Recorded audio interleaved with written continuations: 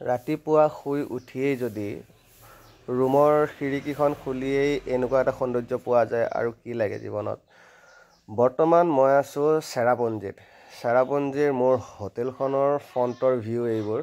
এই হোটেলখনৰ দৰ্জাখন খুলিয়েই এই দুখোজমান দিয়ে মোৰ এই জেগাখিনি কিছু লোকে চাগে চিনি পাবই।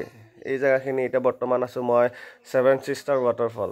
এতিয়া ছেভেন ছিষ্টাৰ ৱাটাৰফলত কালিলৈকে এই নিজৰাটো নাছিলে, এই সৌন্দৰ্যতাটো নাছিলে, পানী নাছিলে। আজি ৰাতি বৰষুণটো পৰাৰ কাৰণে আজি এই ঝৰ্ণাখিনি দেখিবলৈ পোৱা গ'ল। কিন্তু সঁচাই ৰাতিপুৱা শুই উঠিয়েই যে এনেকৈ দেখিবলৈ পোৱা গৈছে, বৰ ধুনীয়া লাগিছে ভিউটো।